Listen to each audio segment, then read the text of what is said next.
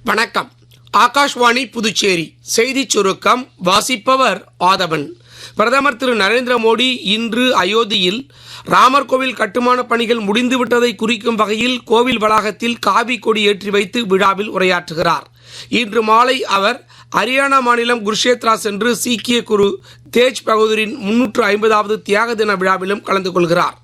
பயிர் எச்சங்களை எரிபொருள் கட்டிகளாக மாற்ற ஹரியானா மாநிலம் ரெவாரி மாவட்டத்தில் அமைக்கப்பட்டுள்ள புதிய ஆலையை புதுப்பிக்கத்தக்க வல்ல எரிசக்தி துறை அமைச்சர் திரு பிரல்ஹாத் ஜோஷி நேற்று திறந்து வைத்தார். புதுச்சேரி முதலமைச்சர் திரு ரங்கசாமி வாழ்த்துச் செய்தி ஒன்றை வெளியிட்டுள்ளார். அதில் டாக்காவில் நடைபெற்ற மகளிர் கபடி உலகக்கோப்பை 2025 இறுதிப் போட்டியில் இந்திய மகளிர் கபடி அணி அபாரமாக விளையாடி சீனாவின் தைப்பையை வீழ்த்தி வெற்றி பெற்றிருப்பது மிகுந்த மகிழ்ச்சி அளிப்பதாக உள்ளது.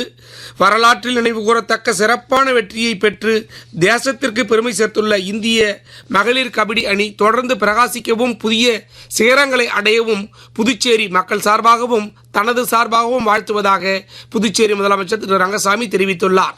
தமிழ்நாடு முதலமைச்சர் திரு மு.க. ஸ்டாலின் இந்திய மகளிர் கபடி அணிக்கு வாழ்த்து தெரிவித்துள்ளார்.